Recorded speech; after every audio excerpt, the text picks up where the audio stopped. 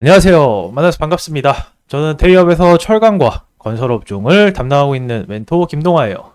자, 오늘은 현대제철에 대해서 여러분들과 좀 같이 이야기를 나눠보고 싶은데, 그동안은 중국의 리오프닝 기대감으로 주가가 좋은 모습을 보이다가 실제로 경기가 위축된 모습을 좀 보이게 되면서 여차하면 하락하는 모습들을 좀 보여주고 있는데요. 또 지금 현대제철을 보유하고 계신 분들 입장에서는 단기 관점으로 접근하시기보다는 좀 중장기 관점으로 접근하신 분들이 대부분일 것 같은데, 자, 오늘은 주가 전망에 대해서 이야기를 나눠봄과 동시에 여러분들이 앞으로 어떤 방식으로 대응을 접근을 하셔야 되는지 이 부분에 대해서 같이 이야기를 나눠보고자 합니다. 자, 그 전에 제가 한 가지만 먼저 말씀을 드리고 시작을 하겠습니다. 지금 인터넷에 정말 다양한 주식 관련 정보들이 있는데 어떤 정보가 믿을 수 있는 정보인지 구별하기 정말 혼란스러우실 거라 생각이 됩니다.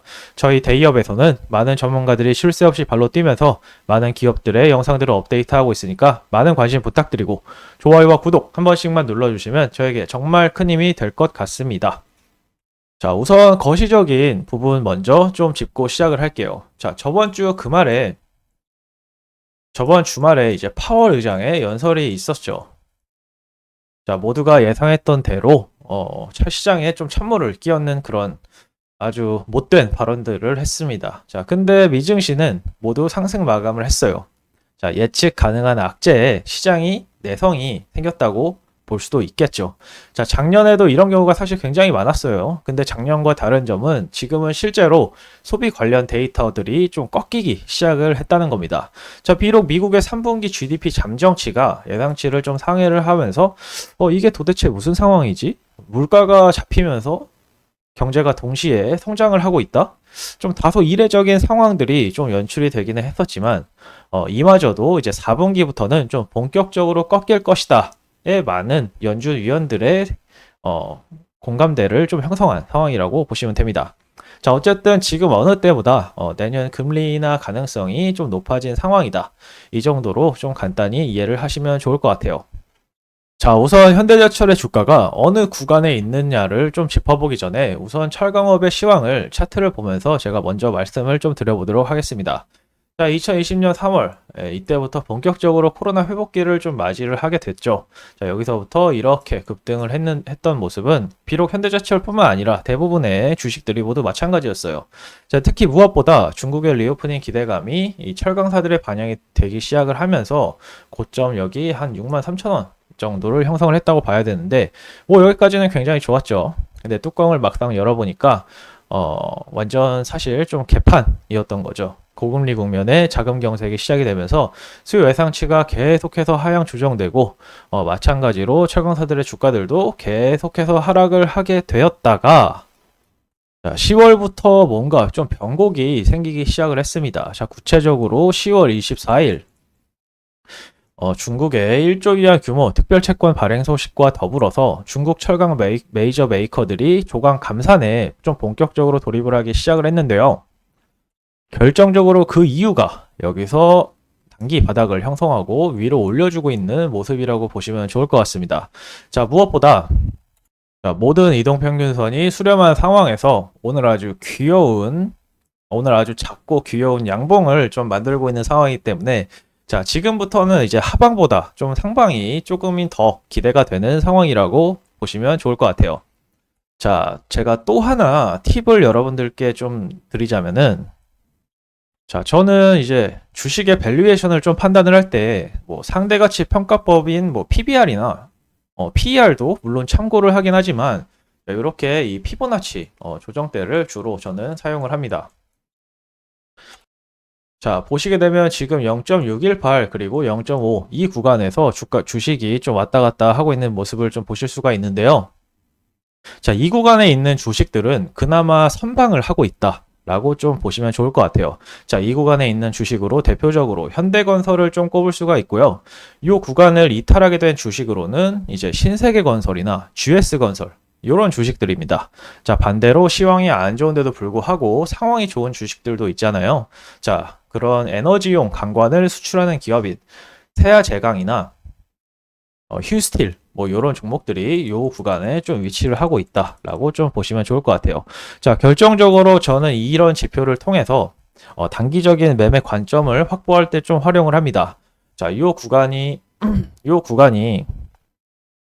하방 이탈하기 위해서는 제가 아까 위에서 말씀드렸다시피 대형 개별 악재가 좀 수반이 되어야 좀 뚫릴 가능성이 높다라고 판단을 할 수 있어요. 자, 그 이후로 요 구간에 있는 주식들이 지금 GS건설 그리고 지금 존폐 위기에 있는 신세건설 요런 주식들이거든요.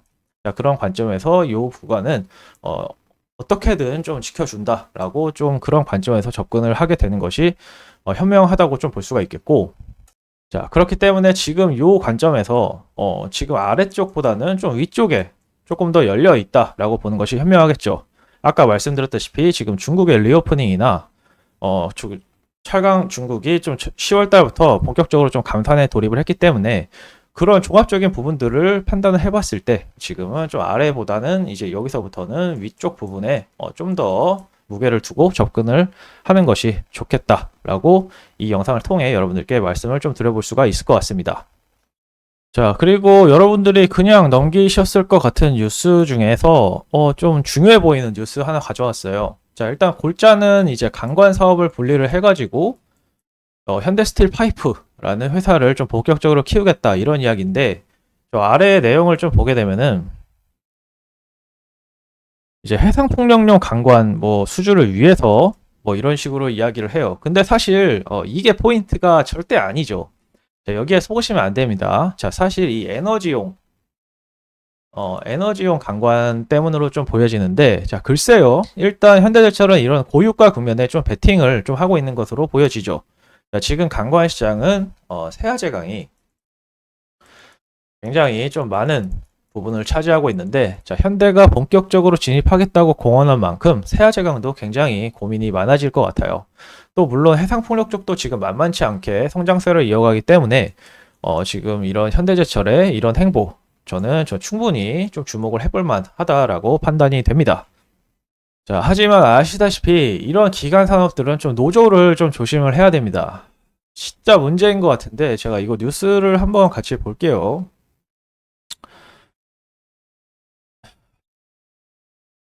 자, 노조는 올해 임협 요구안에 기본급 18만 4천 원 인상, 영업이익 25% 특별 성과급 지급, 각종 수당 인상, 하기 휴가 및 산정 휴일 확대 등을 내세웠다라고 하는데, 진짜 좀 적당히 좀 했으면 좋겠어요. 지금 중소기업들 사장이나 직원들 다 나락가고 힘들어 죽겠는데 이런 식으로 자기네들 배만 불리려고 하는 이 못된 심보, 저는 정말 이게 좀 아닌 것 같습니다. 자, 이런 부분 불씨가 커지면서 또 파업으로 이어질 수도 있는 부분이니까 이런 부분도 좀 주의를 하면서 현대제철을 접근을 하시는 게 좋을 것 같습니다. 자, 오늘 현대제철에 대해서 제가 간단하게 주가 전망을 좀 해드렸는데요. 자, 오늘의 영상이 도움이 되셨다면